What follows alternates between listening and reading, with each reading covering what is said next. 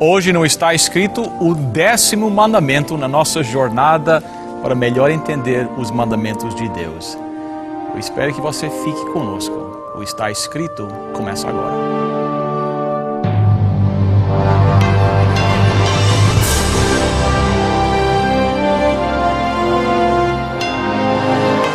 Venceu a prova do tempo.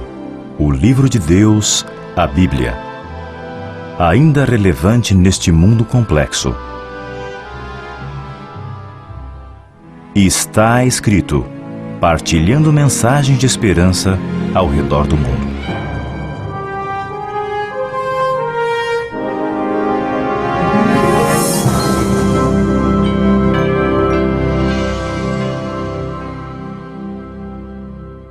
Bem-vindos a mais um programa do Está Escrito. A nossa jornada aos 10 mandamentos, que iniciou há um tempo atrás, está chegando ao final hoje, a nós estudarmos o 10º mandamento.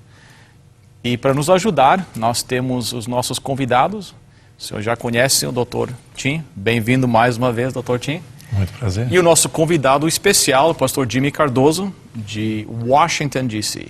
Prazer estar aqui com você. Obrigado, pastor Jimmy. Quem sabe, para o benefício aos telespectadores, o senhor podia nos explicar, dizer um pouquinho com respeito onde você nasceu e onde você está trabalhando como pastor hoje. Muito bem, eu nasci na cidade de São Carlos, no interior do estado de São Paulo. Nossa família recebeu a mensagem adventista no meados do século passado e a gente cresceu naquela cidade, estudamos em São Paulo, inclusive fui aluno, discípulo do Dr. Tim. Oh, que bom. E no começo da década de 90 nós imigramos para os Estados Unidos. Tivemos o desejo de continuar nossos estudos na Andrews University, mas por decorrer de um acidente de carro, eu acabei ficando no sul da Flórida. E ali Deus ajudou a gente a mudar os planos e acabei estabelecendo uma comunidade, uma igreja, pela graça de Deus. E aí fui convidado a trabalhar na divisão norte-americana, né? E atualmente estou há um ano na cidade de Washington, D.C., sendo pastor da igreja Capital Brazilian Temple, que é uma igreja de imigrantes, e também já tem a segunda geração de pessoas, né, que nasceram aqui na América, e estamos assim podendo servir a Deus, edificando uma comunidade, preparando espiritualmente essa comunidade para a volta de Jesus. Que bênção, que bom. Tem aquele ditado, né, Deus escreve direito por linhas tortas, né, então um acidente que veio meio não esperado, né, que Deus conseguiu usar a sua vida para erguer uma igreja lá em Fort Lauderdale e agora trabalhando lá em Washington. Que bênção. Deus nos deu muitos privilégios em tudo isso, né? Eu pude participar na plantação de cerca de 20 congregações ao redor dos Estados Unidos, de uma maneira direta ou indireta. E, por conseguinte, Deus também permitiu a gente estudar e esse próximo ano a gente conclui o doutorado em ministério, que era um sonho inicial, e Deus, no decorrer do tempo, permitiu que a gente... mas, acima de tudo, a gente vê a mão de Deus guiando, né? A minha família, sou casado com a Ruth Cardoso, temos 4 filhos, e esperamos que a nossa família continue sendo sempre unida para servir melhor o Senhor e as pessoas. Que tal, doutor? O aluno até que... Sabe que o Dr. George Knight, que foi o meu orientador de tese, ele dizia que o bom professor é aquele que faz com que seus alunos o superem, né? Bem, nós estamos hoje estudando o 10º mandamento, Êxodo 20, verso 17, não cobiçarás a casa do teu próximo, não cobiçarás a mulher do teu próximo, nem o seu servo, nem a sua serva, nem o seu boi, nem o seu jumento, nem coisa alguma que pertence ao teu próximo. Quem sabe seria bom começar com uma definição, quem sabe, de o que é cobiçar, o que é cobiça? Porque, para ser sincero, às vezes meu vizinho compra um carro novo, eu olho e vejo, oh, que carro bonito, eu gostaria de ter um carro novo assim, mas eu não tenho condições. Será que isso é cobiçar?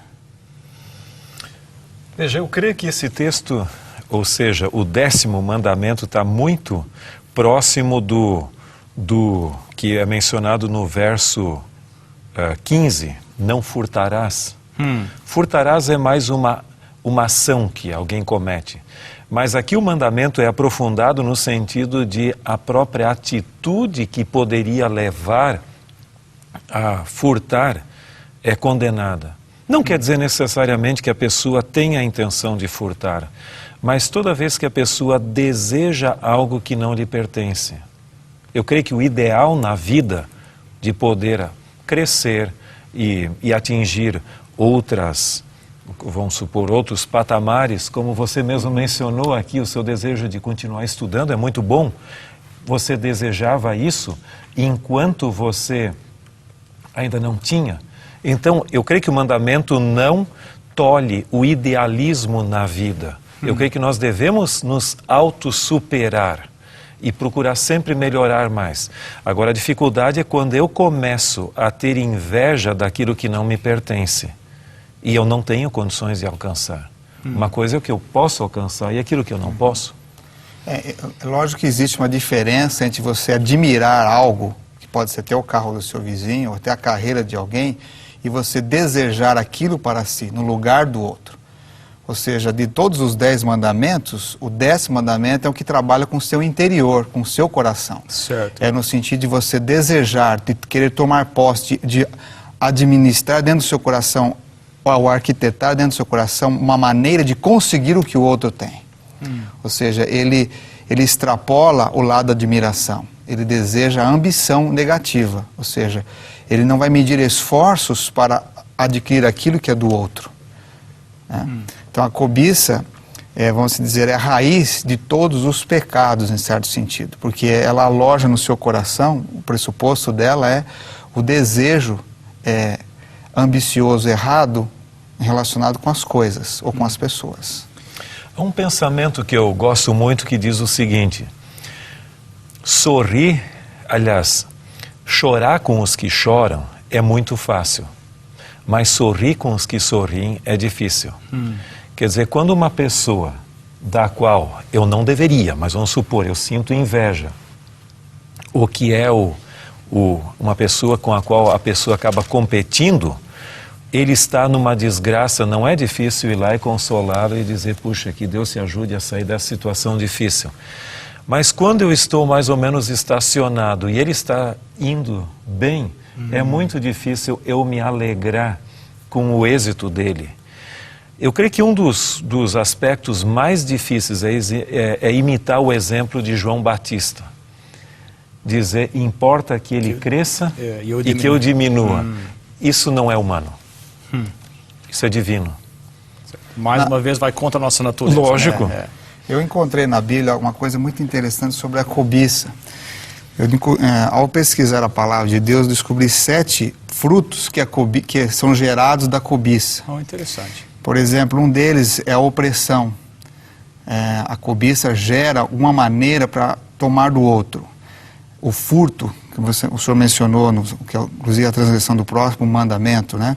A desobediência à vontade de Deus, o roubo, maldade, falta de escrúpulos e a zombaria. Aqui existe uma série de versos de Gênesis, em Josué, em Samuel, em Reis, em Lucas, que esses pecados, vamos dizer, eles estão relacionados diretamente com a cobiça. Ela sendo assim a promotora no interior do coração humano para que isso desencadeie. É diferente do elogio honesto, vamos dizer, ou do você se alegrar, ou você admirar algo relacionado até com outras pessoas. Deus, em sua sabedoria, já sabia se a cobiça começar a gerar no coração, é óbvio que pode ter a tendência de produzir esses atos negativos. Não é Paulo que diz que nós devíamos nos ficar satisfeitos em qualquer condição, né? Sempre satisfeitos em qualquer condição que nós nos encontramos. E quem sabe a cobiça indica que o que Deus tem nos dado, nós não estamos satisfeitos com isso que Deus nos deu. Na realidade, a falta de receber amor, de compreender amor, nos dá uma autoimagem, uma autoestima frágil. E isso desencadeia uma atitude de vida cobiçosa, que gera inveja, que gera o desejo de ser outra pessoa, de de imitar outro, enfim, traz consequências muito negativas na vida humana. Pessoas seguras de si mesmo pela graça de Deus, logicamente, não pelo humanismo que gera uma falsa segurança, elas não têm muita dificuldade com esse mandamento, mas pessoas inseguras, elas sempre acham que alguém pode tirar ou que precisam ter mais e a situação começa a complicar. Agora é interessante que o mandamento fala em duas coisas, propriedades. Eu ia perguntar isso, por que o mandamento não diz apenas não cobiça? Como é que seria então? Não cobiçarás. Por que tem que designar a casa, a mulher, o servo, o boi, o jumento e depois no final qualquer coisa? Por que tem que separar, dar essas classificações de cobiça? Os mandamentos foram sempre enunciados de uma forma a atingir exatamente a nós em nossa realidade. Ao povo de Israel naquela época, na realidade em que eles viviam, e a nós, na nossa realidade. Talvez nós não tenhamos aqui servos, porque em certo sentido eles viviam numa sociedade onde a escravidão existia, mas nós temos pessoas que estão sob nossa autoridade de alguma forma, pode ser em casa os filhos, pode ser os funcionários da empresa na qual eu coordeno. Então ele tem uma aplicabilidade universal, não é simplesmente para aquela época, mas nós temos duas grandes classificações, propriedades, imóveis ou bens em si, e pessoas também que estão sobre a nossa jurisdição, que são atingidos ali. Sem dúvida. Inclusive, há um comparativo interessante, tanto o quarto mandamento quanto o 10º, Deus faz menção a essas sete coisas, né? Ele faz menção, primeiramente, à casa do próximo, não cobiçar, nem a mulher do próximo. Ou seja, quando a gente começa a olhar para o outro e desejar o que o outro tem, invejar a vida do outro, nós estamos dando um passo extremamente perigoso, porque todos os outros mandamentos estão relacionados no 10º, nesse aspecto, porque isso arquitetado no coração humano.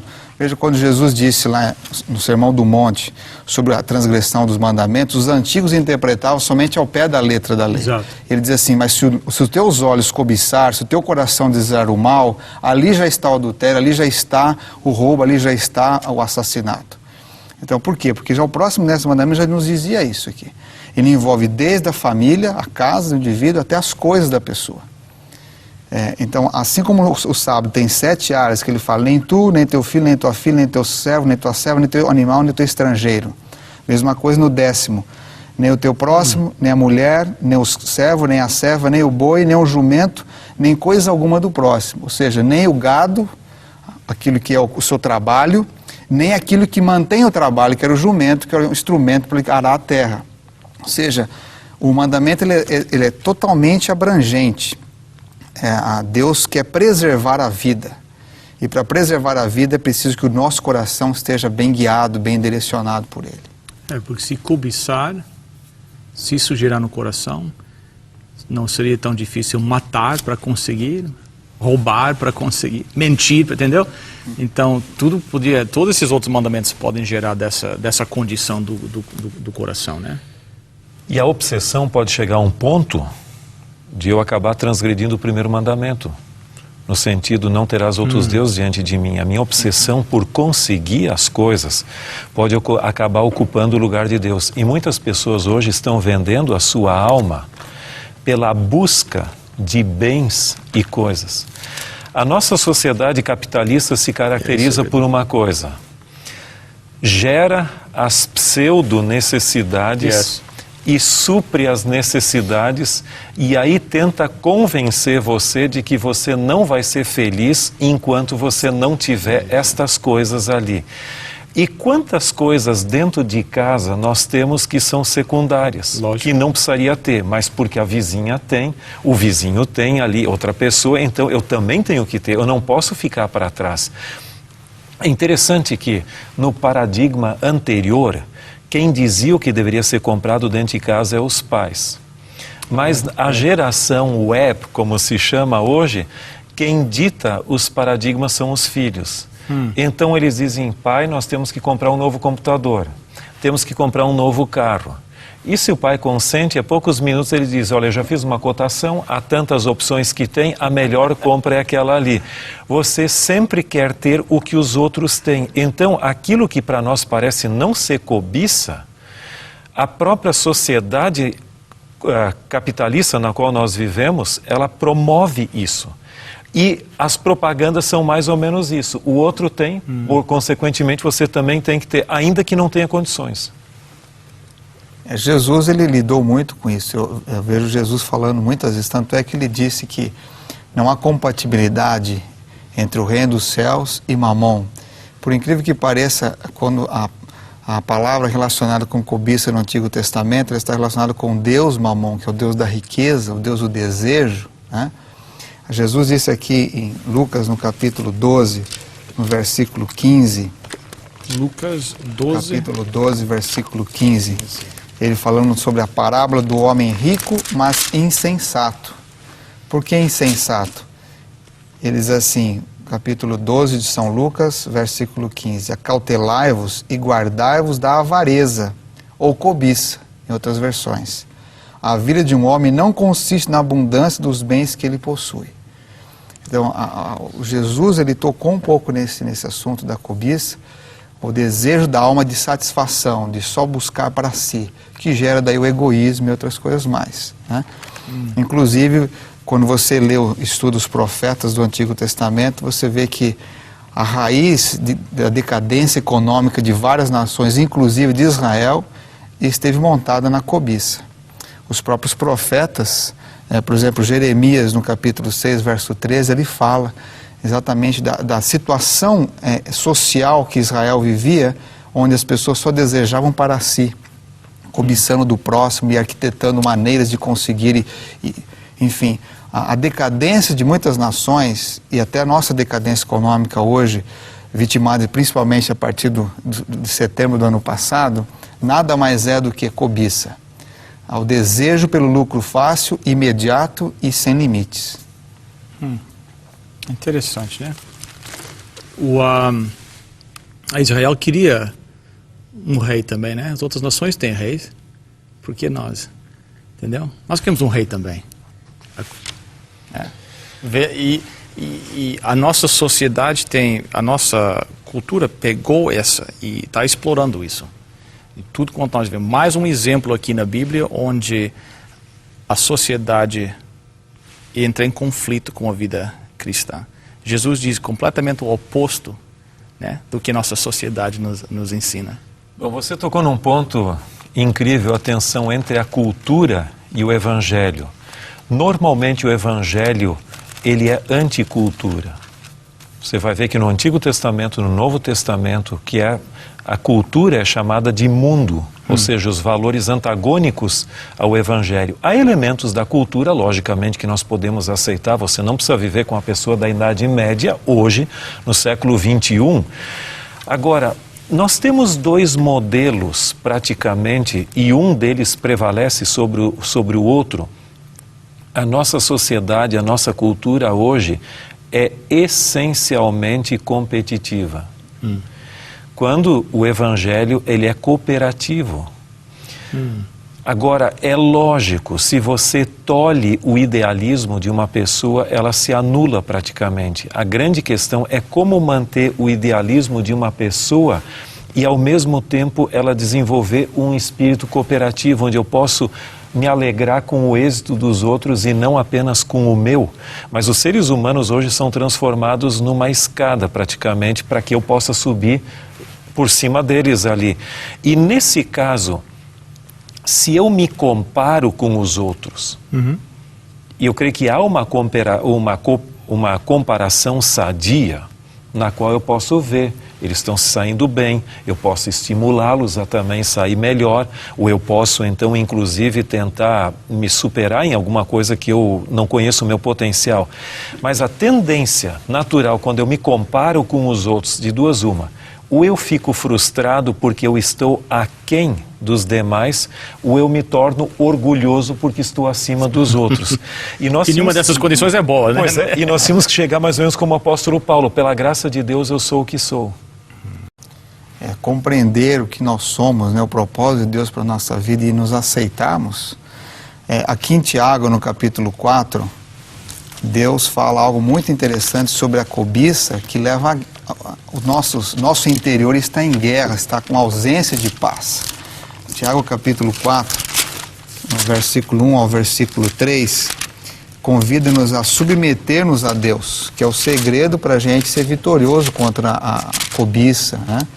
Ele fala: de onde vêm as guerras e contendas entre vós? Não vêm dos prazeres que nos vossos membros guerreiam? Cobiçais, mas nada tendes.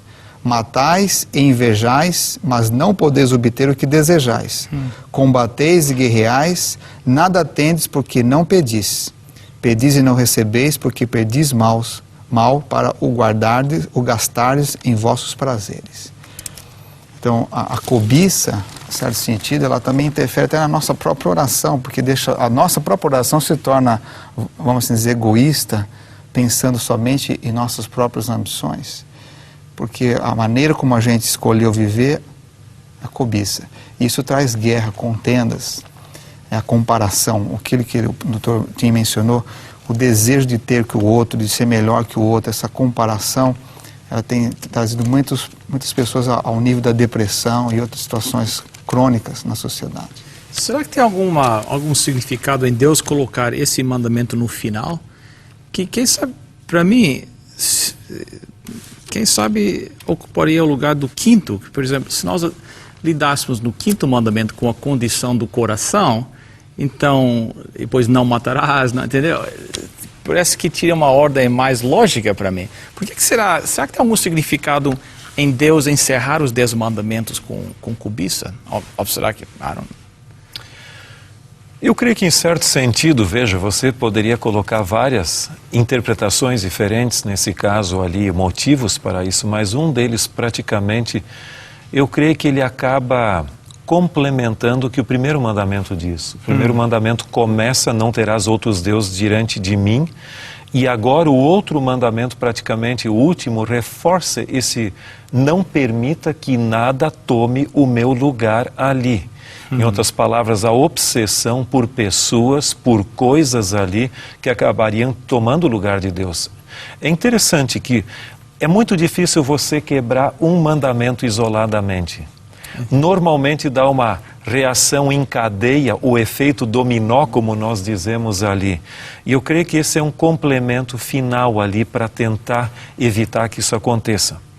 Agora, há um texto que eu acho muito bonito que pode complementar essa ideia, que é Jeremias, capítulo 9, o verso 23 e 24. 9, 23, 24. Jeremias 9, 23 a 24. Assim diz o Senhor: não se glorie o sábio na sua sabedoria, nem o forte na sua força, nem o rico nas suas riquezas, mas o que se gloriar, glorie-se nisto, em me conhecer e saber que eu sou o Senhor e faço misericórdia, juízo e justiça na terra, porque destas coisas me agrado, diz o Senhor. Sempre haverá pessoas mais importantes, mais sábias e mais fortes do que eu. E sempre haverá pessoas inferiores. Se eu olhar para um grupo ou para outro, eu vou me estabilizar. Mas se minha segurança estiver em Deus, eu creio que é possível superar todo o egoísmo ou mesmo o orgulho de ser forte, rico e poderoso. Todos nós nos gloriamos, mas eu acho que nós deveríamos mais ou menos seguir o caminho de Johann Sebastian Bach, considerado por muitos como o maior de todos os músicos e compositores, que em algumas de suas partituras ele colocava S.O. e alguma coisa, Soli Dei Gloria, né? Glória somente a Deus. Em quem eu me glorio? Em mim mesmo? Nos outros? Ou me frustro com os outros ainda? Não, a glória está em Deus e ali está o meu referencial e meu estabilizador. Que pensamento importante para nós encerrarmos. Jesus disse a Nicodemos naquela visita de noite, né? Nicodemos, você tem estado olhando para a tua riqueza, para a tua sabedoria, para as tuas condições. Tira os teus olhos disso e fixa os teus olhos em mim. E quem sabe essa é a lição para cada um de nós, né? Fixar os nossos olhos em Jesus Cristo, e que lá que nós vamos encontrar o verdadeiro significado da nossa vida e a paz que todos nós buscamos. Pastores, muito obrigado por estarem conosco.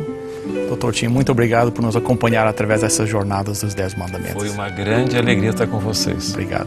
Pastor Jimmy, você podia orar pelos nossos telespectadores? Senhor, que privilégio podemos conversar contigo através da oração. Obrigado porque o Senhor é o nosso Pai. O Senhor nos recebe e comunica graça, bondade e verdade sobre a nossa vida. Abençoe cada telespectador, cada pessoa que estará ouvindo essa mensagem. Que possa, Senhor, se refugiar no Teu poder, na Tua graça. Jesus é o nosso libertador e por isso Ele nos convida agora a andar em novidade de vida, ao receber a Sua lei no coração. Venha, Senhor, com Teu poder libertar cada um de nós, para viver com alegria os Teus preceitos. Tire de nosso coração o poder da inveja, da cobiça ou do ciúme e coloque em nós, ó Pai, o amor, a verdade, a fé, a esperança. Que a Tua bênção, a Tua graça e Teu amor seja com todas as pessoas, em nome de Jesus. Amém. Amém.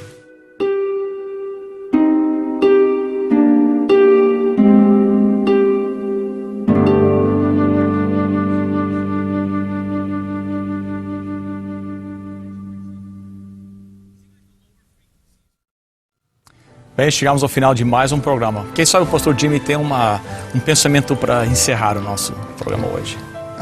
Bill e todos os amigos, Jesus, Ele deu a sua vida por nós por causa do pecado. O pecado custou a vida de Jesus Cristo, mas a graça venceu.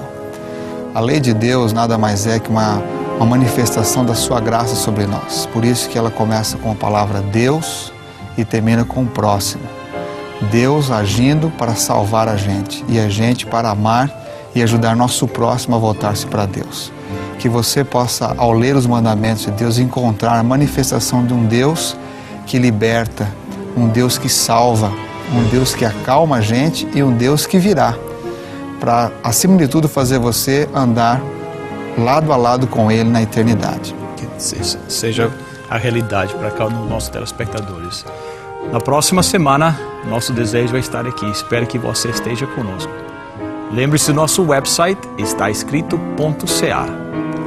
Está escrito: nem só de pão viverá o homem, mas de toda a palavra que procede da boca de Deus.